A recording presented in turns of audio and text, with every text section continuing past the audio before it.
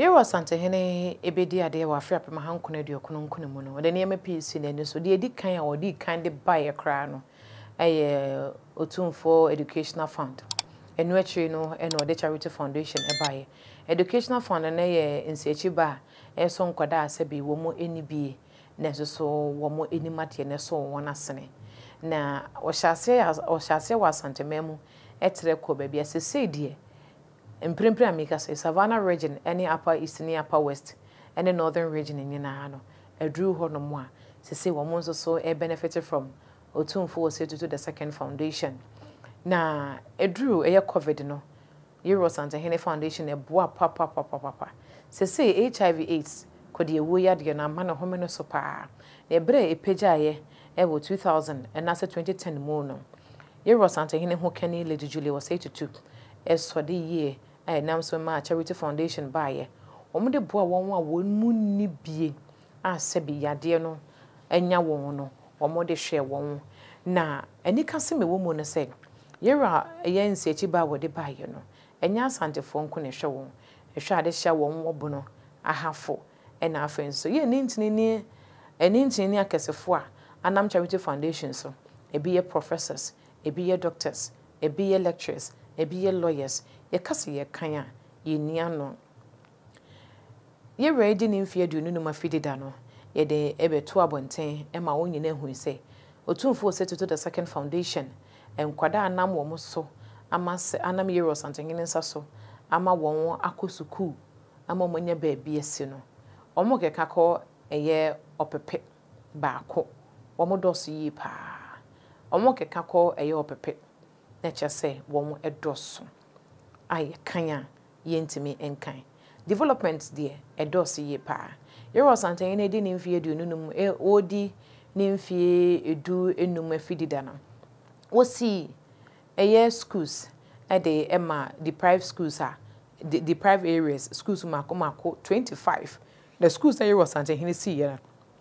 wosi from primary to JHS owie no wosi bungalows ka ho and will provide wo more insuo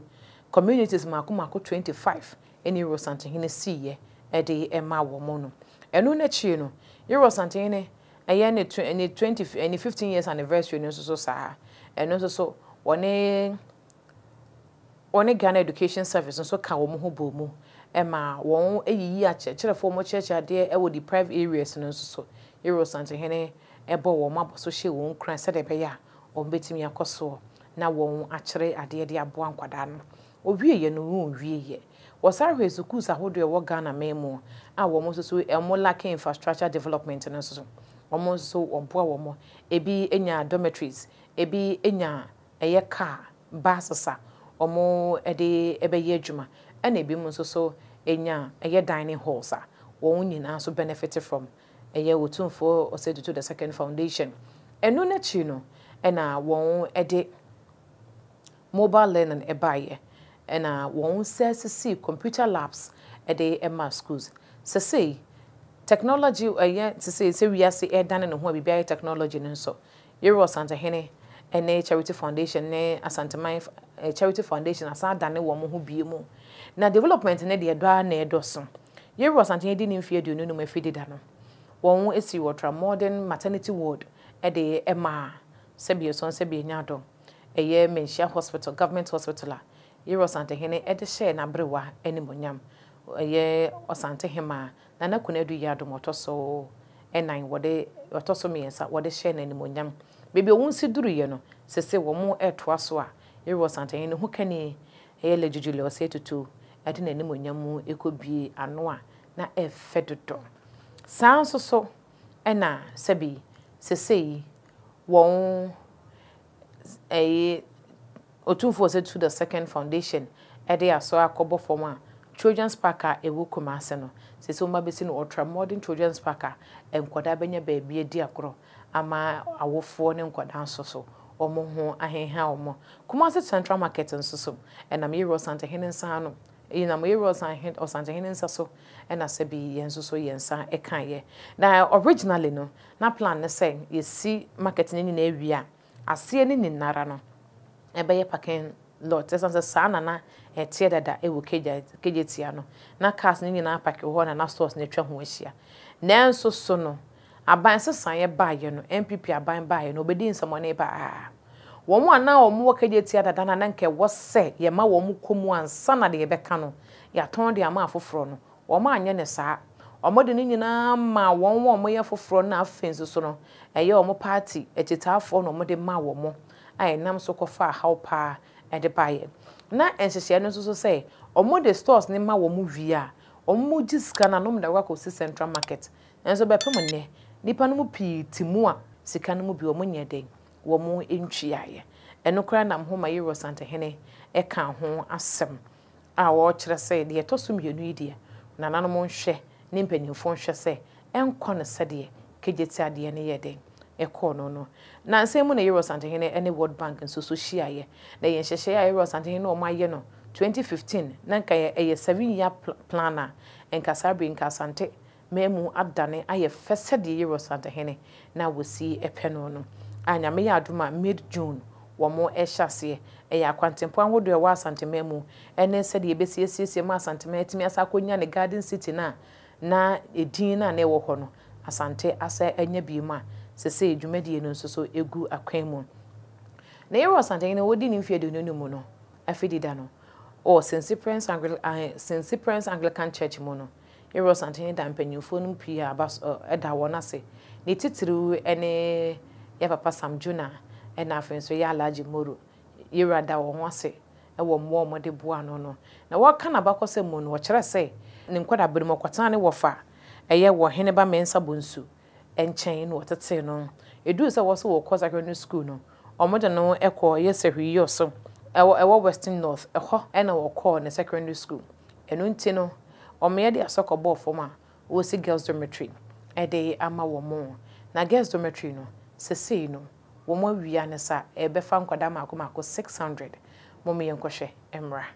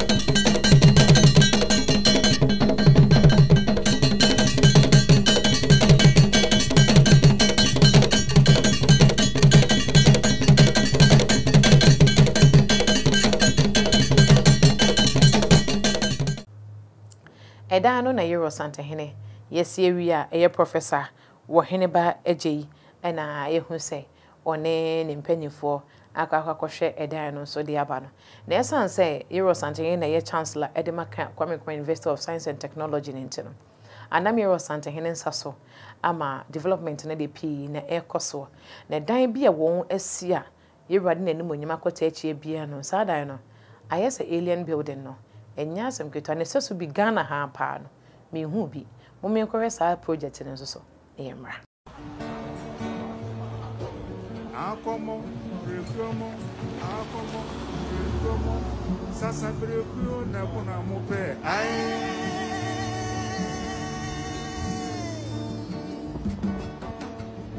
akomo rekomo sasa brekuo na kuna mope akomo ba madiache obrekwe anayeno akomo ba madiache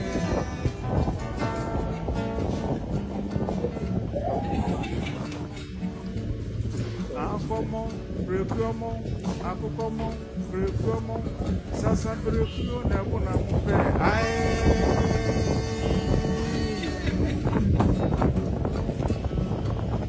akomo rekomo sasa brekuo na kuna mope akoba ba madiache obrekwe enayeno akoba ba madiache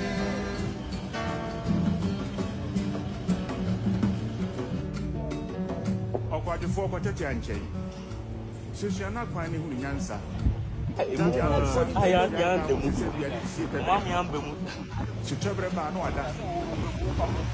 that project no so na yakwa kwahwede aba no sanso na inam Yero Santahene nsaso na afrase nso yekobie Nana Prempeh the first international airport eno so Yero Santahene na animonyam ekweta echi edwuma anam Yero Santahene nsaso ni development anam ne nsaso aba o memo no edoso yekase yeka anhwa MPP ni NDC edu na selection pa omunya de nkomo de be campaign esanse yeka ejapa ene achede pa otwede mponyankopon de na cheye de a Yero Santahene eno ntida yekonhyira eya yenkai se yebehira no eya na yenuanom bia na ye maame no mu asebie so nsebie nyado mo central market amontwe musika no monhwe se mobema mo na aye ntientia empempi ne ya na mo ya ade a mo kwatifi kohunu nsu a na maba na afo ba bebusa se hwan ne kohunu nsu no eya mo nka mamu hu se enye mo nkosodwa ne mu amokwa mo bompaye no a mo kodwomu no mo komu dwaso no ena masebia ema moton ade ayeto emo ya mo nka se de odidi kai mo no ono na sebi okunhyira mo behira no mesi esisu bio mesi de odidi ya wakai mo no ono na mo kunhyira eya mo nhyira no na de ohyira mo no so no se mo ye bibi de gunu mo ye bibi se mo de gunu hu fia mo nkai hu se mo ana mo se no ho esan se wono no ofire nwara dada eno nti fini nkeka we bia no wone ne ntena ena se bi wonye na damfo so no na nwura mu no ena ode sere yedi ene pepepe yo ne kanko ede mamo bibia mutumu na asie no enhyira wode ehyira ho no eno ne ma sabi utimi koba ena woton so a yeto eya amom yenkai ne sa na se yese ya asantefo ya mamre ne amane hu hia ye na sabi so sabi nyado Yero Santahene kase mu ne yede ho ahwaye ho ne kase mu ne ma yetimu ye de sabi so sabi nyado ye ye wahene kase bi ade hyede ya ene ya amom yenhwe se ya na montu ene ye kasa ne bibia be ye bia no ebeda so ne de anu onyam hye nso so ede amano otwede mponyankopon ya adoma ye behia makram